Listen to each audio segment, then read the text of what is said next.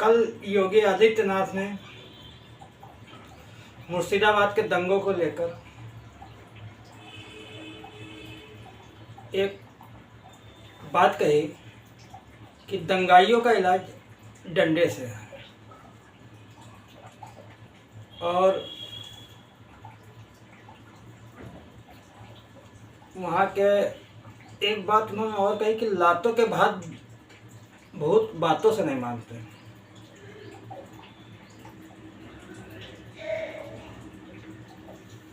दूसरा उन्होंने कहा कि अल्पसंख्यक की परिभाषा तय होनी चाहिए।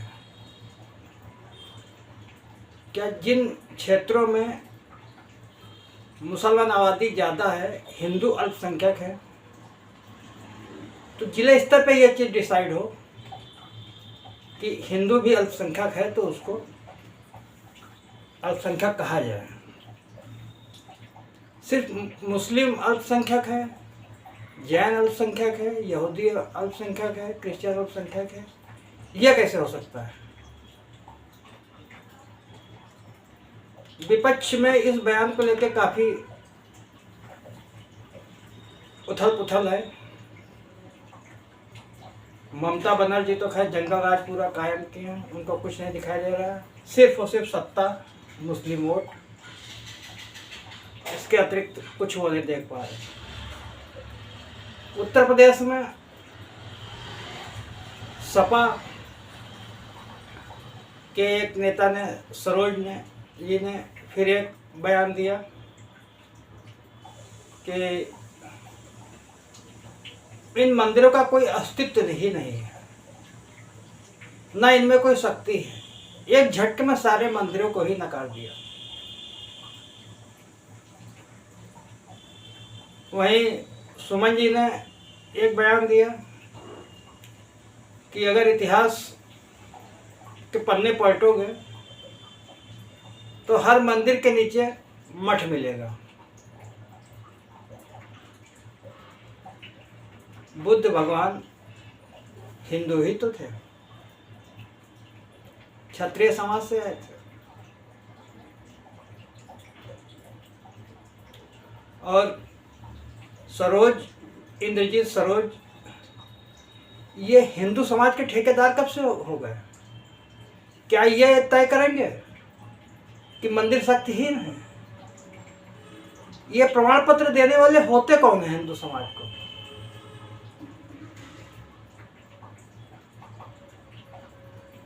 ये सपाई जो माहौल बना रहे हैं, मुस्लिम दलित वोटों का जब बंटवारा करना चाह रहे हैं,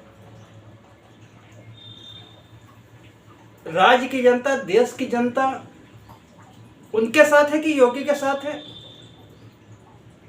शायद अखिलेश यादव ताश के पत्तों का महल बना रहे हैं, लेकिन यह महल एक झटके में उड़ जाएगा, क्योंकि सनातन इन बातों से बड़ा क्रोधित है, आक्रोश में है। और दूसरी करणी सेना का सभी, चाहे वो दलित समुदाय है, चाहे मुस्लिम समुदाय हो, और चाहे सभी उनका जो है समर्थन कर रहे हैं। करणी सेना ने लाखों के भीड़ में कोई उपद्रव नहीं हुआ, किसी को एक थप्पड़ भी नहीं पड़ा, कोई नुकसान भी नहीं हुआ।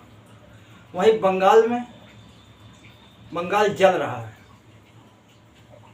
वहाँ बीएसएफ लगानी पड़ी, तब जाके स्थितियाँ थोड़ी बहुत काबू में आई। अखिलेश यादव जो देश के अंदर माहौल, या ममता बनर्जी या विपक्ष पूरा जो माहौल बना रहा है, उस एजेंडे में कोई दम नहीं है। उस पर चुनाव के रिजल्ट आएंगे योगी जी के ही पक्ष में, भाजपा के पक्ष में। जनता सब देख रही है कि कौन क्या कर रहा है और किसने क्या किया। क्या मुस्लिम समाज आज अखिलेश के साथ है?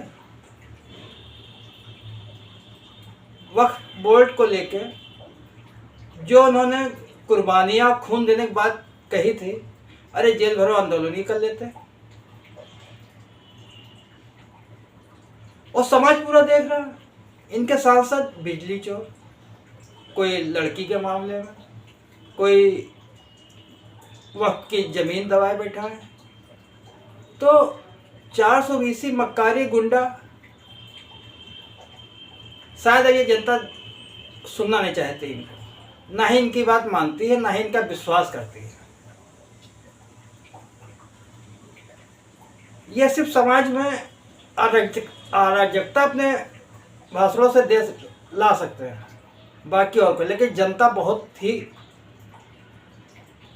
अब होशियार चुकी है और देख रही है कि कौन क्या नेता बोल रहा है, हमें किसके साथ जाने में हित है। ये दलित हितैषी, ये कैसे दलित हितैषी? एक तरफ आप गेस्ट हाउस मायावती के साथ करते हैं, फिर रमाबाई फूले के नाम से जो कानपुर में नाम पड़ा था उसको आपने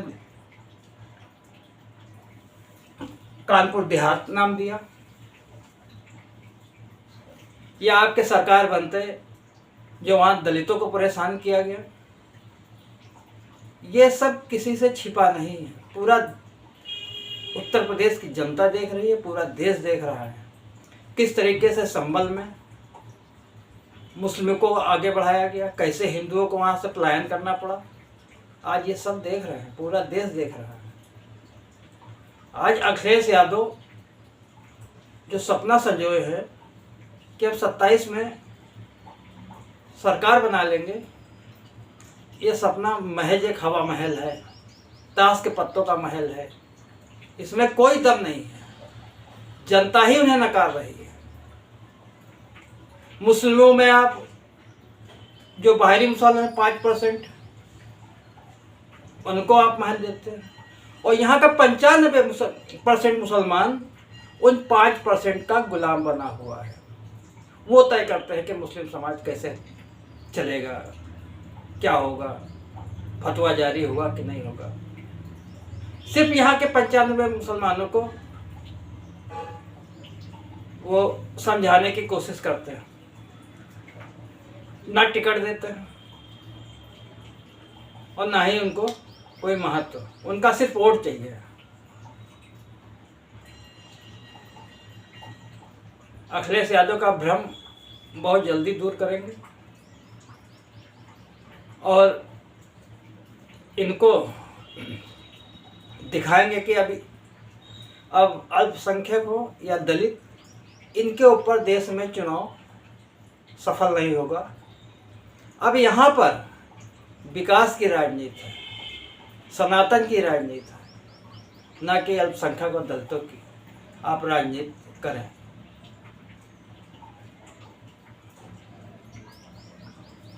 इनका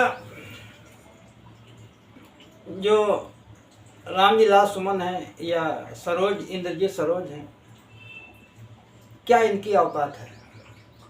क्या इंद्रजीत की औकात है? सरोज की क्या औकात है? क्या सनातन इनसे खुश होगा? सनातन इनको बहुत कोस रहा है, गालियां दे रहा है, और 2027 के चुनाव में सबक सिखाने की बात कर रहा है।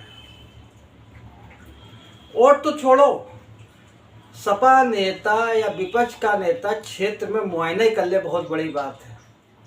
लोग डंडा लेके दौड़ाएंगे सपाइयों को। जिस हिसाब से ये हिंदू धर्म के बारे में ये लोग बातें बोलते हैं, उन्हें मानसिक रूप से प्रताड़ित करते हैं, उनके पूर्वजों को अपमानित करने का काम करते हैं, जनता सबक सिखाएगी 2027 में। ये रीजनल पार्टियां, इनको ख़त्म कर ही देना चाहिए। ये सिर्फ और सिर्फ भेदभाव की राजनीति, जातिवाद, धर्म की राजनीति करके समाज को विभाजित करने का काम करते हैं। इनका निहित स्वार्थ सत्ता में है कि कैसे ना कैसे सत्ता, यही बंगाल में हो रहा है, यही उत्तर प्रदेश में प्रयास किए जा रहे हैं, लेकिन अब इन प्रयासों पे पूर्णतया विराम लगेगा। और दूसरी एक बहुत बड़ी बात रही है सपा पार्टी के साथ सपा जब जब सत्ता में आई, बगैर क्षत्रिय वोटों के बगैर कभी नहीं आ पाई। कोई क्षत्रिय समाज नहीं सपोर्ट किया तब इनकी सरकार आई, चाहे वो मुलायम सिंह के समय की बात रही हो, चाहे वो अखिलेश, लगातार हारते आ रहे हैं। अगर इनके MY फैक्टर में दम होता तो 17 से हार क्यों रहे हो, सरकार बनाते। 2 बार योगी जी जीत चुके हैं, तो आपका MY फैक्टर कहाँ पे है? MY फैक्टर नाम की चिड़िया उड़ चुकी है। इस फैक्टर में कोई दम नहीं है, और ना ही दलित वोट इनके बहकावे में आएगा, क्योंकि सबसे ज़्यादा प्रताड़ित तो दलितों को सपा पार्टी के गुंडों ने किया है, सपा ने किया है। जगह जगह अपमानित किया है। बहन मायावती महिला मुख्यमंत्री, उनको आपने अपमानित किया, जान से मारने का प्रयास किया, उनके बदले गए नामों को आपने बदला है।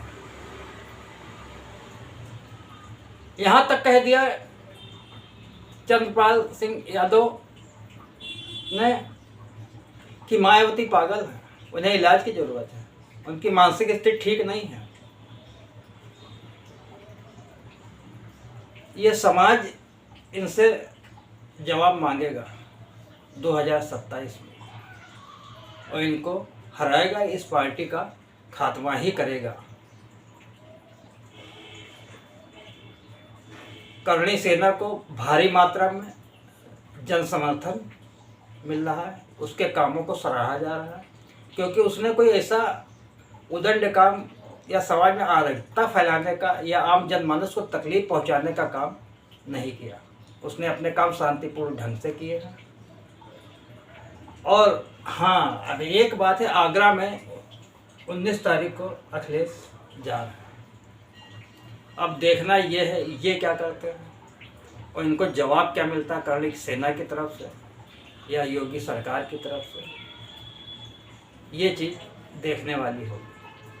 लेकिन सबक तो अखिलेश को उत्तर प्रदेश की जनता सिखाएगी ही सिखाएगी। नमस्कार, कल फिर मिलेंगे। जय भवानी, जय राजपुताना।